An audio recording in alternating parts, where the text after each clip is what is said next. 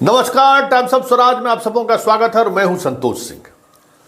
और आज हम टाइम्स ऑफ स्वराज में बात कर रहे हैं कि अतुल प्रसाद का कारनामा अब धीरे धीरे सामने आना शुरू हो गया। समझ में आ रहा है ना, क्योंकि जब तक अतुल प्रसाद थे चेयरमैन, आरटीआई में किसी सवाल का जवाब नहीं दिया जा रहा था। या तो रिजेक्ट कर दिया जा रहा था या नहीं तो फिर अपील में जाइए तो फिर हम देखते हैं।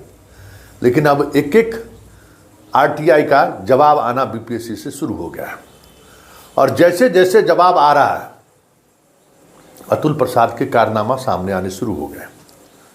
हालांकि उस दौर में भी ये सवाल उनसे किया गया था, लेकिन वो चुप्पी साध गए थे।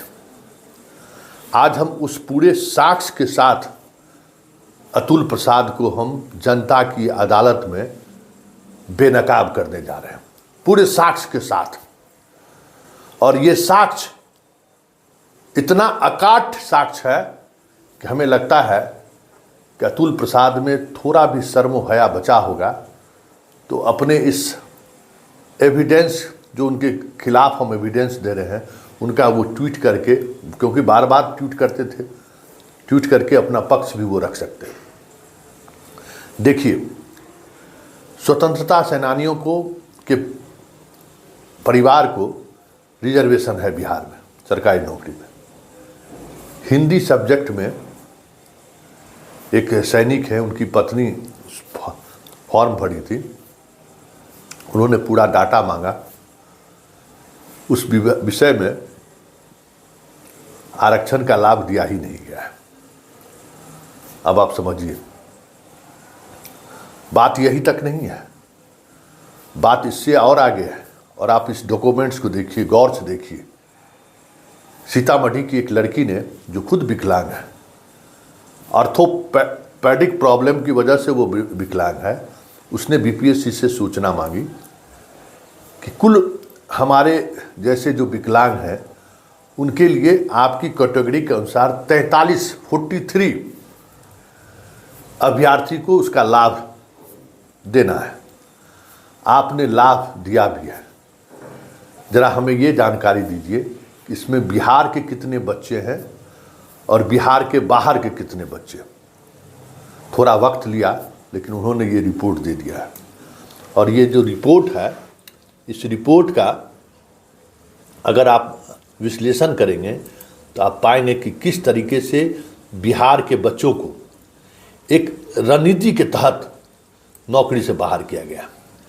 देखिए, कुल जो 43 अभ्यर्थियों की, मतलब जो बहाली हुई, उसमें सिर्फ पांच चयनित अभ्यर्थी बिहार के मेल में हैं और मात्र 3 अभ्यर्थी जो बिहार के रहने वाले हैं, वो 3 हैं मात्र। और महिलाओं में 7 अन्य राज्यों का चयनित हुआ है, मतलब अन्य राज्यों के महिलाओं को भी विकलांग का लाभ मिला है। उसी तरीके से 28 पुरुष विकलांग को, जो अन्य राज्य के रहने वाले हैं, उनको ये लाभ मिला है। अब आप समझ जाइए कि क्या क्या खेल है इसमें। और मतलब बिहार के बच्चों को लाभ दिया ही नहीं गया। सारे रिजर्वेशन का लाभ बिहार के बच्चों को के बाहर का रिजर्वेशन का लाभ दिया। अब ये समान प्रशासन विभाग के इस पत्र को जरा गौर से देखिए। समान प्रशासन विभाग का स्टैंडिंग ऑर्डर है कि रिजर्वेशन का लाभ बिहार से बाहर के छात्रों को मिल ही नहीं सकता है, दिया ही नहीं जा सकता है। और ये कोई बिहार में ही नहीं, पूरे देश में ये स्टेट कैडर में ये बात लागू है कि रिजर्वेशन का लाभ सिर्फ उसी स्टेट के बच्चों को मिल सकता है।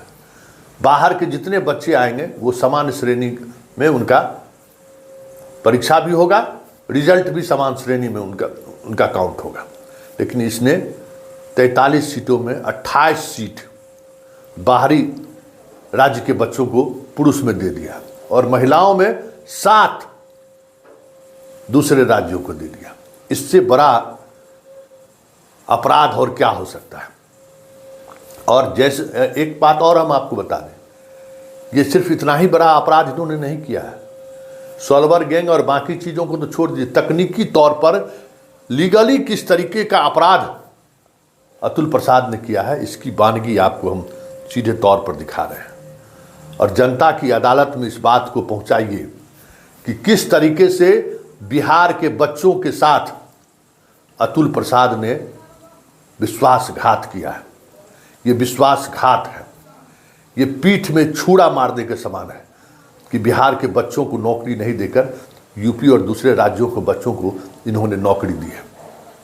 सबूत नहीं मिला था, हम आपके सामने सबूत दे रहे हैं, डंके की चोट पर दे रहे हैं। और हम आपसे उम्मीद करेंगे कि जन जन तक इस खबर को पहुंचाइए कि किस तरीके से अतुल प्रसाद ने बिहार के साथ दगाबाजी किया है।